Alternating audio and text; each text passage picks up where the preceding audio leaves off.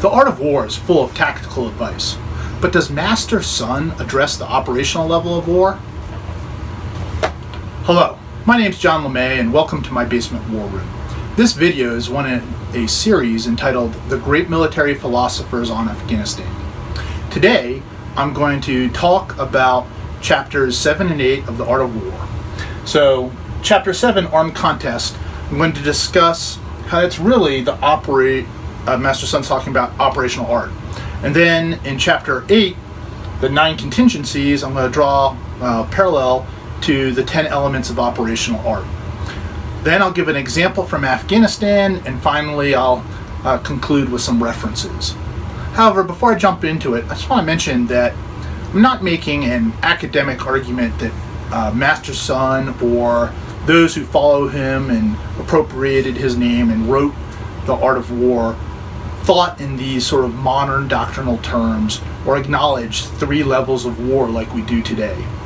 Rather, what I'm trying to do is draw useful insights for practitioners today from his text. So I'm applying it to the war in Afghanistan, and as I do that, I make a lot of comparisons to modern doctrine, really to help us understand and use modern doctrine better. So, okay, with that little disclaimer or clarification, let's jump right into it. So first, chapter 7, Armed Contest. So I want to start out with defining tactics and operational art. So tactics is the application of combat power in time, space, and purpose to accomplish a task. Whereas operational art is the achievement of strategic objectives in whole or in part through tactical actions sequenced in time, space, and purpose. And so you can see sort of the difference. Tactics, or the tactical level of war, we're trying to accomplish a specific task such as do a raid, do an ambush, conduct a key leader engagement. Where at the operational level, we're trying to arrange all those tactical actions in some sort of coherent way to actually accomplish a strategic objective. Here are the elements of operational art. There's 10 of them. I'll just highlight a couple. Center of gravity. So center of gravity is the source of moral or physical power for an enemy. It's also, or yourself, it's also where something derives freedom of action or the will to fight from. Decisive point is a geographic location, function, event that gives a marked advantage. Tempo is speed or rhythm of operations with relation to the enemy.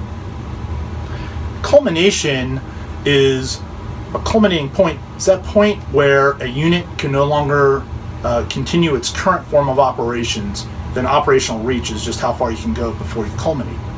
So 10 elements of operational art, quick definitions for some of the more obscure ones. Now let's look at what Master Sun said. So first of all, he starts out both chapter 7 and chapter 8 with, when the commander receives his orders from the ruler. This immediately makes me think of more that operational level, trying to achieve a strategic objective because the commander is receiving his orders, his strategic objectives, from the ruler. Now, here are some abbreviated stuff on board, but let me read you the full text from the Ames translation. So, chapter 7. If an army were to stow its armor and set off in haste, and stopping neither day nor night, force march at double time for 100 li to contend for some advantage, its commanders would all be taken, its strongest men would be out in front, the exhausted ones would lag behind, and as a rule, only 1/10 of its strength would reach the target. So here, he's talking about operational reach, tempo, culmination, so this really resonates to me in terms of our modern elements of operational art. For this reason, if an army is without its equipment and stores, it will perish. If it is without its provisions, it will perish. If it is without its material support, it will perish. Okay, that sounds to me like basing, operational reach. And lastly, a little bit later on, he talks about morale. An entire army can be demoralized. Its commander can be made to lose heart. Now, in the morning of the war, the enemy's morale is high. By noon, it begins to flag. By evening, it has drained away. Thus, the expert in using the military avoids the enemy when his morale is high and strikes when his morale has flagged and has drained away. This is the way to manage morale. Okay, so at first context, it's morale, but again, it resonates to me as, hey, we're talking about tempo, culmination, right? And so these elements of operational art. Okay, so Chapter 7 draws me into the operational level. Let's take a quick look at Chapter 8. Okay, so 9 contingencies. I have them written on this side of the board and then sort of cross-referenced to the 10 elements of operational art. And just that 9 and 10 sort of made that connection in my mind. Let me read you the full text of the 9 contingencies first. So Master Sun said, "The art of using troops is this. When the commander receives his orders from the ruler, assembles his armies, and mobilizes the population for war, he should not make camp in difficult terrain. He should join with his allies on strategically vital intersections. He should not linger on cut-off terrain. He should have contingency plans on terrain vulnerable to ambush. He should take the fight to the enemy on terrain from which there's no way out. There are roadways not to be traveled, armies not to be attacked, walled cities not to be assaulted, territory not to be contested, and commands from the ruler not to be obeyed." Okay, so the first thing you might notice is, hey, that was 10 little things there.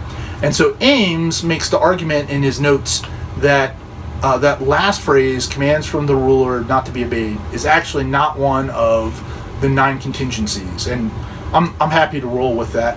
I have no proficiency whatsoever in Chinese, so I really can't enter into that debate.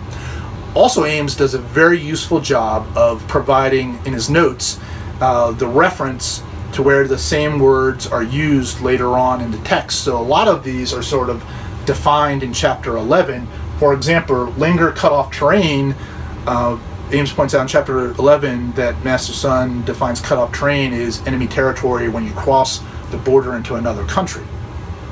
Okay, so let's take a quick look at these here. Do not camp on difficult terrain resonates with me for basing, tempo, operational reach. Vital intersections makes me think of decisive points, lines of operation, tempo, and operational reach.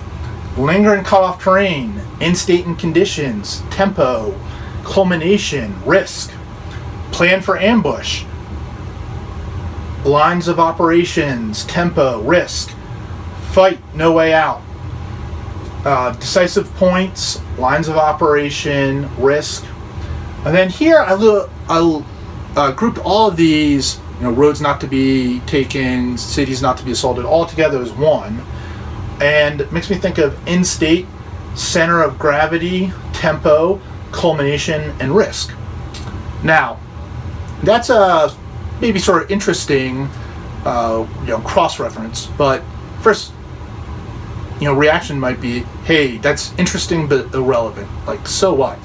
And really, the value isn't necessarily in going this direction from Sun Tzu to modern, but perhaps going back the other direction. Because as we look at our modern elements of operational reach, even though I gave you that quick definition of a center of gravity, I mean, what is a center of gravity?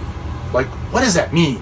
How does it actually help us plan operations today? How is that even useful? I mean, the source of an enemy's physical moral strength. Like, what's that mean? So, Master Sun is sort of short and pithy and practical. So let's go look backwards. Okay, center of gravity. Hey, there are armies not to be attacked. There are cities not to be attacked. Territory not to be contended. Okay, so when we look back at that way, it sort of also draws out the opposite. Okay, there are armies to be attacked. There are cities to be besieged. How do we make that differentiation? How do we decide which ones to attack and which ones not to? And just acknowledging what Master Sun says is the first step. I mean, just because it's in front of us doesn't mean we need to fight it. And that then takes us, it illuminates, I think, the concept of center of gravity. It illuminates end state and conditions. It helps us ask the hard questions. What are we trying to achieve? Does the enemy draw physical or moral strength from this city? Well, maybe it's worth attacking. Oh, he doesn't at all?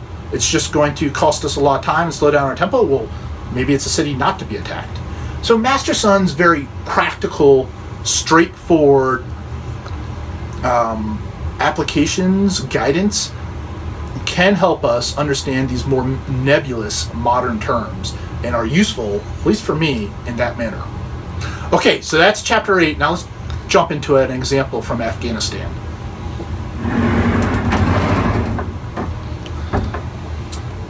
Okay, what I'm going to do here is first I'll orient you to the map, and then I'll just give a quick comment on some of the modern elements of operational art, but then I'm going to go through Master Sun's 9 contingencies from a US, JAROA, and then a Taliban perspective. Okay, so this map, we've got the mountains to the north. As we cross right down the center is the Afghanistan-Pakistan border. Here over in the east is an open area with a major city in Pakistan in it. Down in the south is again mountains, and this is really just a narrow pass in the center here. And then back over in the west is again open farming land with an Afghanistan city in it. Okay, let's take a look at the U.S. disposition. So the U.S. has a forward operating base on an airfield right by the city, and then it also has a company or a combat outpost here near this key intersection with the bridge and the road junctions. Combat outpost protecting this village out in the farming land. A combat outpost that's controlling this mountain pass between Afghanistan and Pakistan. And a combat outpost that's up here near this village in the mountains, but also near this quote-unquote rat line or Taliban line of operations up in the mountains. So the Taliban layout is they've got a safe haven over in this city in Pakistan. Then they've got a staging area over in this village in the mountains in Pakistan with their rat line or line of communications or line of operation that goes up through the mountains, another staging area right near the border, and then to this village in Afghanistan that's again up in the mountains. And that is their sort of line of communication. Now, one element, modern element of operational art I want to sort of draw out is tempo. Because the Taliban is using this mountainous or goat trail or rat line route, and the mountains become impassable even for hardy light infantry like the Taliban are during the winter. That really affects their tempo. It puts them into a seasonal fighting cycle where they're much more constrained during the winter. And so they have much more aggressive tempo during the summer, but because they can't resupply and move troops and equipment during the winter, much slower tempo. Also, this ties into the operational reach. And you can see on the US side, the operational reach is very much tied to these basing and how the bases and combat outposts are distributed here on the map. So that has a lot to do with operational reach. Okay, I just want to make an aside on those modern elements of operational art before I jump into the 9 contingencies. So Master Sun said he should not make camp on difficult terrain. Well, this might not be that applicable today. As we look at it, when the U.S. chooses positions, there's certainly a lot of factors, but I think the primary one is purpose. So this COP is up in difficult terrain. There's no doubt about it. But it has a purpose, and this purpose is not only to protect this village that's sort of up in difficult terrain, but it's to interdict this Taliban line of communications that they're using through the mountains.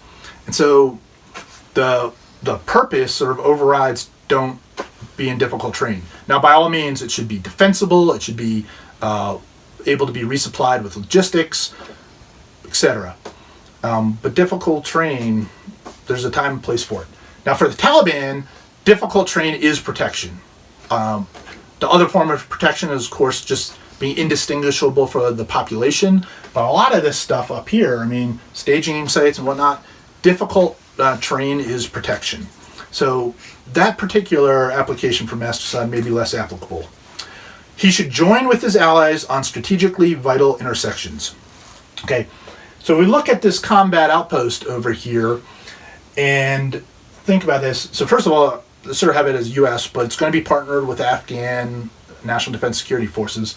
And then also, the intent would certainly be tied in with PACMIL. So joined with the Army, the Pakistan security forces joined with those allies to be jointly controlling that flow. And let's look at it from the Taliban perspective. Hey, this village here, allies could be the local people, the local village elders, the just the population in general. And then this village is sort of strategically vital terrain because it's really their supply point where their line of communication for Pakistan comes in, where they're able to supply their forces that are doing the more offensive operations down here. So different perspective there. Okay, he should not linger on cut-off terrain. Okay, and again, Chapter 11 points out that cut-off terrain, when Master Sun wrote this, has a lot to do with crossing the border, being in enemy territory, and that's a little bit of a Warring States period prescription, and of course that's when he wrote.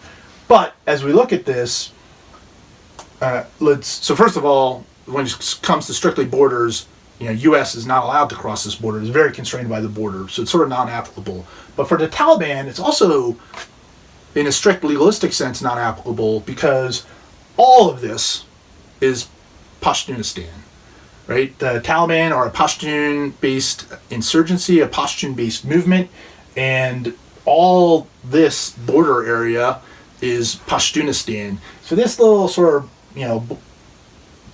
border the Brits drew back in the day doesn't mean anything. So it's not as applicable.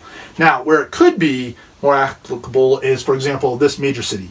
So if there's a lot of government support and influence, it's a little bit more modern in a big city, well, then that might be crossing the border. That might be the enemy territory. And so maybe that's not a great place for insurgents to linger. But up in this village, where it's very friendly, there's support from the village elders for this Pashtun movement, okay, even though it's across the legal border, it's not really an enemy territory. He should have contingency plans on terrain vulnerable to ambush. Absolutely, and this is both ways, from both perspectives. Certainly we all know of all the IEDs, the constant efforts for a guerrilla force to ambush the conventional force, and so U.S. and government forces need to be very wary of that and have contingency plans, really think through, are we going to drive, are we going to walk, are we going to fly, how are we getting there, what routes are we taking, all that kind of stuff. But it's also true for the Taliban because, hey, here's this U.S. force that's up here, it's trying to interdict them, it's trying to ambush them as they move men, equipment, and supplies through the mountains to where they're going. So, applicable both ways. He should take the fight to the enemy on terrain from which there is no way out. This is crucial when fighting insurgents, so it's a great principle for U.S. and government forces. And this idea is really what gives birth to the night raid. And so when intelligence is identified an insurgent and located them in their kalat or their home, a common technique throughout the war was to do a night raid on the home. And again, the reason for that is because there is no way out. It's one of those rare situations that you can actually corner the insurgents. In general fights, especially when they're laying the ambush and whatnot, the U.S. or even government forces rarely even see the people they're fighting. So this is a way to try and corner them. However, the population hates those things, right? So there's a real trade-off. No one, could you imagine the black helicopters show up in the middle of the night and drag your neighbor out of their house? No one likes that. So there's a very negative reception of that. And so that just has to be balanced against the tactical prescription of getting the enemy on terrain from which there's no way out. From the Taliban perspective, that it would rarely apply, just because they always want to, rarely are they going to get a superior coalition or correlation of forces. They can rarely have more strength when they attack the U.S. They can never get more strength when they attack the U.S. rarely when they attack government forces, so they normally want to do some sort of quick raid where they can get away. Okay, roadways not to be traveled, absolutely, sort of already talked about that with IEDs. Armies not to be attacked.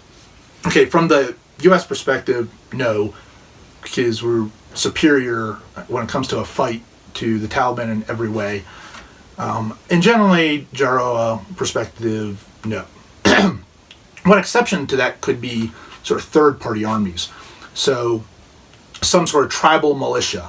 Well, attacking a tribal militia might push that segment of the population over to the other side. And so we would not perhaps want to attack a tribal militia and then, incentivize that tribe to ally with the Taliban. But from the Taliban perspective, there are lots of armies not to be attacked because when they do it, they have inferior strength and will likely be killed. But they do choose to do it periodically. Almost all their attacks on FOBs or COPs result in everyone participating in that attack dying. But often it's worth it for the media coverage, for the statement it makes to the local population, and for the statement it makes to their own ranks, just the disruption effect it has.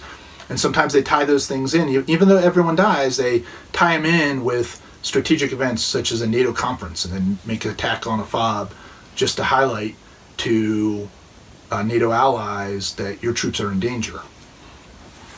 Walled cities not to be assaulted, sort of the same idea I just talked about, and territory not to be contested. Okay, I think this territory not to be contested is a great point.